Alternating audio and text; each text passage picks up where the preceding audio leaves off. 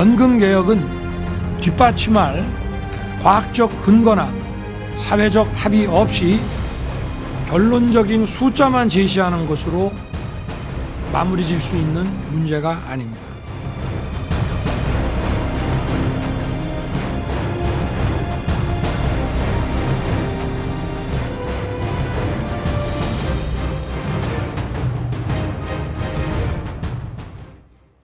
저출생과 인구 감소 문제로 해가 갈수록 국민연금 기금이 점점 줄어서 2055년이 되면 바닥을 드러낼 것이다.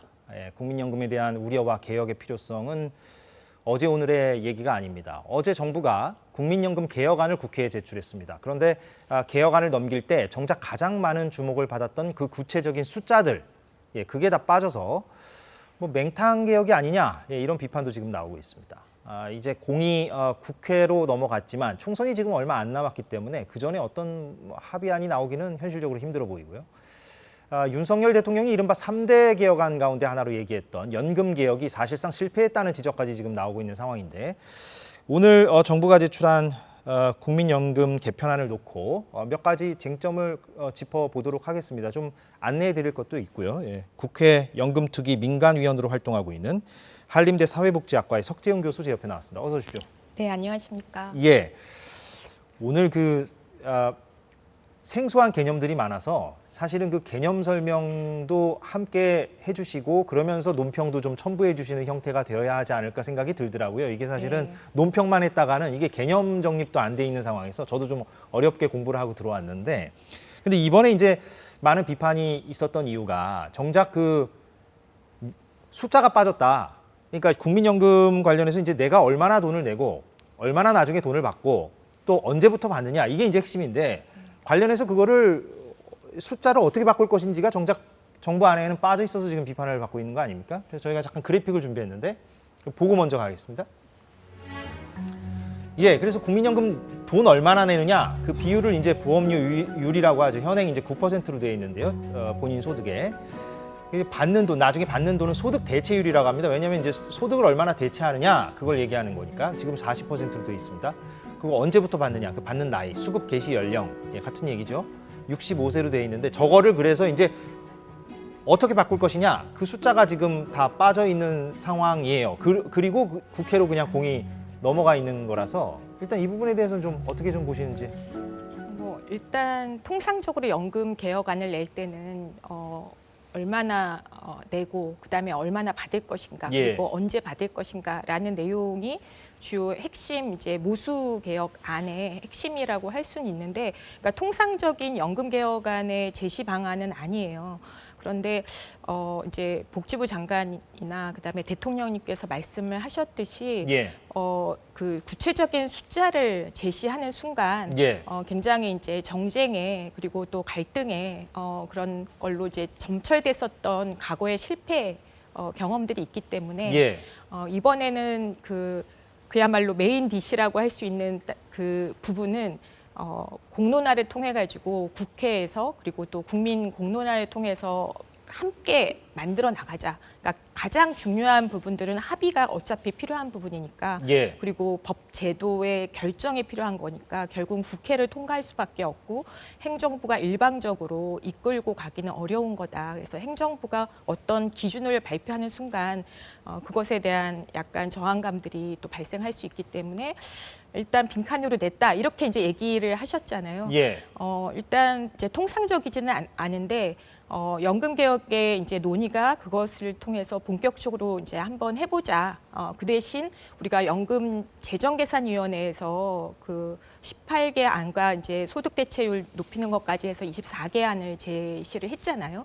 그러면서 그 소득 대체율하고 그다음에 그 연금보험료 인상안을 12, 15, 8% 그리고 기금운용 실적률 그리고 연금 수급 연령 조정, 요 세 가지 정책 조합을 통해 가지고 연금 개혁안을 일단은 시뮬레이션을 해가지고 제시를 했잖아요. 그러니까 그런 것들을 가지고 이제 말하자면 연금 개혁의 큰 범위, 우리가 이제 어떻게 보면 보험료를 올릴 수 있는 상한, 범위 그리고 소득 대체율을 논의할 수 있는 범위가 예.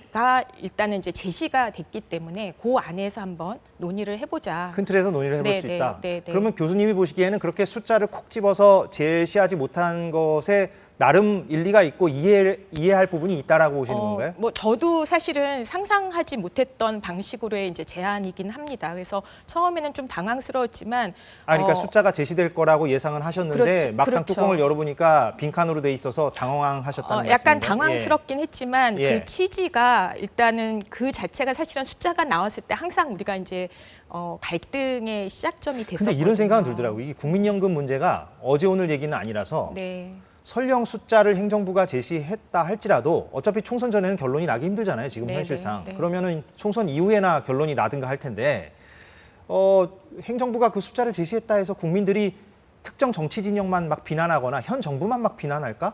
그거는 좀 과도한 좀 공포심이 아닌가, 우려가 아닌가 하는 생각은 좀 들더라고요. 저는 뭐 공포심에서 숫자를 제시하진 않았다고 생각하지는 않고요. 예. 기본적으로 보험료를 인상해야 된다라는 분명한 방향성은 제시를 했어요. 그러면 우리가 어디까지 보험료를 목표치를 이제 설정을 할 것인가를 예. 제시를 하지 않은 거거든요. 예, 그리고 그러니까요. 급여율하고 예. 관계를. 그러니까 그렇기 방향성은 때문에 있는데 숫자가 안 나온 그렇죠. 건데. 그렇지만 저는 그렇기 때문에 오히려 보험료는 조금 더 지금부터라도 올리는 걸 얘기를 할 수 있다. 별도로. 예. 우리가 목표치랑 그런 것들의 큰 개혁안에 대한 그림은 별도로 좀 논의를 하더라도 예. 보험료는 먼저 그게 이제 한꺼번에 다 올리는 게 아니기 때문에 단계적으로 올려야 되겠죠. 단계적으로 예. 올리는 거기 때문에 뭐 매년 1% 내지는 재정계산위원회에서 제안을 했듯이 0.6% 이런 식으로 올리기 시작하면서 예. 우리가 시간을 벌면서 조금 논의를 찬찬히 해보자. 투트랙으로 네, 말하자면. 그렇게 예. 해볼 수 있다라는 생각을 했어요. 그래서 예. 뭐 보험료 인상에 대한 분명한 입장을 밝혔기 때문에 그런 식으로 할 수도 있겠다라는 생각을 했습니다. 왜냐하면 공론화나 이런 과정을 거치게 되면 아무래도 시간이 조금 걸릴 것 같아서요. 아무튼 그 총선 이후에 국회에서 결론은 날까요? 내년이든 내후년이든?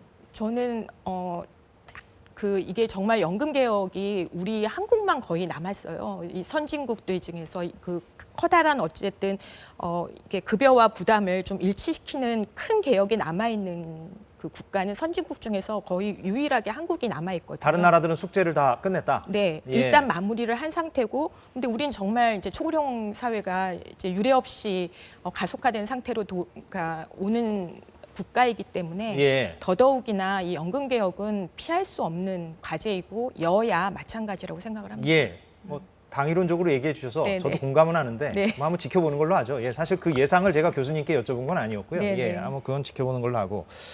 그런데 이제 그 숫자는 안 나왔지만 이번에 이제 말씀하신 그런 여러 가지 그 이른바 개정안들, 개혁안들 가운데에는 주목할 만한 부분들이 있더라고요. 그런데 오늘 저희가 이 짧은 시간 안에 그걸 다 살펴볼 수는 없을 것 같고 언론에서 이제 소개한 것들, 그러니까 이거는 뭐 정부의 어떤 제시안, 아이디어 뭐 이런 거라고 볼 수가 있겠는데 네. 그 중에서 저희가 좀 한 3개 정도를 꼽아봤는데요. 물론 교수님은 뭐 다른 생각을 가지실 수도 있겠습니다만 이번에 그 계획 안에 들어가 있는 내용 가운데 저렇게 3개를 한번 저희가 이번 시간에 좀 얘기를 해볼까 하고 뽑아봤습니다. 하나는 보험료율, 그러니까 얼마나 낼 거냐라는 거죠. 내가 돈을 얼마나 낼 거냐. 그거를 세대별로 그 인상은 하긴 해야 되잖아요. 지금 기금 고갈이 우려되니까. 근데 그 인상 속도를 세대별로 좀 달리 가자. 예, 이런 게 하나가 있고요. 이런 내용이 담겨 있습니다. 두 번째는 또 어려운 개념인데 확정 기여형으로 전환한다. 이건 뭐 이따 또 얘기를 해보겠습니다. 하나하나. 또 자동 안정화 장치를 도입하겠다. 예, 이런 내용들이 담겨 있는데 저 3가지를 저희 제작진이 이렇게 뭐 대표적으로 꼽아봤는데 괜찮습니까? 아니면 너무 다른 핵심적인 내용이 많이 빠져 있습니까? 언론에서 많이 주목하는 내용들인 것 같습니다. 예. 네.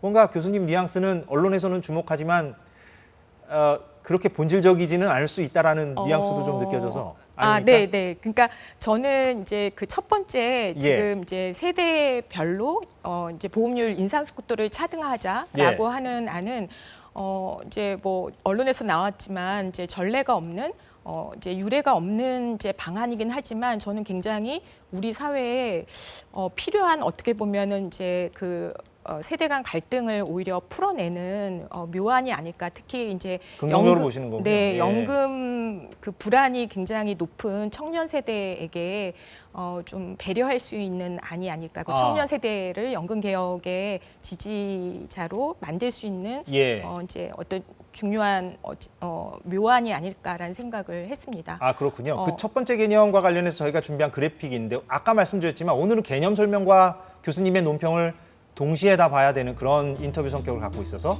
그러니까 세대별로 그 인상 속도를 달리 가자는 거는 가령 저런 식으로 설명하면 맞겠습니까? 그러니까 40, 50대, 그러니까 좀 기성세대들은 더 빨리 올리고 네. 20, 30대 조금 젊은 사람들은 천천히 올린다. 네. 왜냐하면은 뭐 당연한 얘기긴 하겠습니다만 40, 50대들은 그 20, 30대에 비해서 내는 기간이 짧으니까. 네, 예, 그렇죠. 높은 예. 올린 보험료를 내는 기간이 짧고 예. 청년들은 이제 그 올린 상태에서 내는 기간이 굉장히 장기적으로 내야 되기 때문에 예. 사실은 청년들을 위해서 보험료를 올리고 좀 지속 가능한 연금 체계로 만든다라고 하지만 예. 사실상 청년들이 오랫동안 장기적으로 그 높은 보험료를 계속 지속적으로 인상하는 보험료를 감당해야 된다라는 것에 대해서 굉장히 좀 불공평하다라고 생각하고, 사실 청년 세대가 또 어렵기도 하고요. 그런 측면에서 청년 세대에게 좀 연금 보험료 인상의 부담들을 조금 덜어주면서 특히 이제 인구도 많고 그다음에 예. 청년 세대를 배려하고 싶은 부모 세대가 조금 더 책임지는 그런 모습으로 간다라고 하면 예. 저는 그것이 뭐 세대 갈등의 새로운 또 시작이 아니라 이제 청년 세대에게 좀 더 연금에 대해서 안심하고 또 불안을 제거하고 예. 그런 연금에 대해서 어쨌든 호의적인 마음들을 좀 가질 수 있도록 할 수 있는 알겠습니다. 안이 예, 아닌가. 저 취지는 이해가 됐고 또 거기에 대해서 교수님께서 긍정적으로 평가하신다는 걸로 네, 제가 네. 이제 받아들이겠고, 시간이 빨리 흘러가네요. 저희가 그래도 세 가지 개념은 다 소개를 아, 시켜드리고 네. 끝내야 되는데. 네네. 답변이 길었다는 얘기는 아닙니다. 괜찮습니다. 예. 두 번째 개념을 좀 볼까요? 예, 이거는 참 뭐 설명하기 힘든데 교수님이 직접 좀 설명을 해주시죠. 현재는 확정 급여형인데 확정 기여형으로 바꾸자라는 내용이 들어가 있는데 설명도 해주시고 논평도 해주셔도 됩니다. 예. 그러니까 저게 확정 어떤 급여형은 개념입니까? 이제 예. 급여를 확정을 하는 거예요. 지금 예를 들면 우리가 급여율이 40%다라고 예. 하면 본인 소득의 40%를 40년 가입하면 받을 수 있다. 이걸 확정하는 거고. 그러니까 금액이 딱 정해져 있죠. 받을 수 있는 급여가 정해져 있는 그렇죠. 것이고요. 나중에 당신이 이렇게 받는다. 그렇죠. 예. 그다음에 확정 기여형은 그야말로 기여를 확정하는 거예요. 자기가 내는 보험료, 지금 9%를 내고 있잖아요. 예. 그럼 9%를 확정하거나 아니면 우리가 보험료를 올렸을 때 12%, 15%를 확정하고 그 확정한 그 보험료로 기금 이제 적립기금을 운용을 해서 그 운용 성과에 따라서 급여가 나중에 이제 달라지는 거죠. 예. 그러니까 사실은 이제 급여를 받는 사람 입장에서는 예. 확정 기여 같은 경우는 이제 본인이 실제로 얼마를 받게 될지가 조금 불안정한 거죠. 그리고 이제 예를 들면 수명이 길어져서 연금 수급 기간이 길어진다라고 하면 예. 연금 급여가 좀 더 낮아질 수도 있는 거고요. 예. 어쨌든 근데 이제 다른 많은 나라들이 적립기금이 없는 상태에서 확정 기여 방식으로 많이들 개혁을 했어요. 예. 예, 그러다 보니까 우리도 이제 확정 기여 방식으로 결국 가야지 되지 저렇게 하는 취지는 뭡니까? 저렇게 바꾸려는 취지는. 그러니까 이게 낸 만큼은 받아갈 수 있다라는 거에 대한 확신이죠. 청년 세대들은 지금 불안해하는 게 예. 본인이 낸 만큼 받아갈 수 없다라는 불안이 있잖아요. 예, 그렇죠. 이게 고갈되면 못 받을 수 있다. 그렇죠. 예. 그러니까 스웨덴에서 연금 개혁을 할 때 그런 취지에서 바꿨어요. 그러니까 이제 연금 보험료가 계속 올라가다 보니까 예. 필요 보험료율이 올라가다 보니까 이렇게 보험료가 올라가다 보면 내가 낸 것보다 덜 받아가는 그런 순간이 오겠다라는 이제 불안이 생기는 불안이 거죠. 있죠. 예, 때문에 연금 보험료를 내는 것만큼은 적어도 보장을 하겠다라는 것을 이제 확정 기여 방식으로 해서 보장을 해주는 방식으로 바꾼 거죠. 그러니까 예. 더 이상 오히려 손해가 날 시점에 손해가 안 나도록 보장을 하는 이제 체계로 이해가 됐었던 거죠. 예. BC 방식. 우리가 확정 기여 저렇게 방식. 바꾸는 다른 나라들처럼 우리도 저 방향으로 가는 거는 교수님께서 볼 때도 괜찮은 방식이라고 보입니까? 저는 우리한테는 오히려 기회가 있다고 생각해요. 그러니까 확정 기여 방식으로까지 가지 않아도 적립기금을 우리가 유지하는 방안이 이번에 재정계산위에서 24개, 18개 18개 안에서 5개 안이 적립금을 유지할 수 있는 안으로 나왔거든요. 그럼 적립금을 유지하게 되면 적립금의 기금에 대한 운용 수익률하고 보험료가 같이 재정을 만들 수가 있잖아요. 그러니까 확정 기여 방식으로까지 넘어가지 않아도 오히려 어떻게 보면 시간적 여유가 있다는 건가요? 낮은 우리한테는 기회가 있다라는 생각이 들어요. 그래서 예.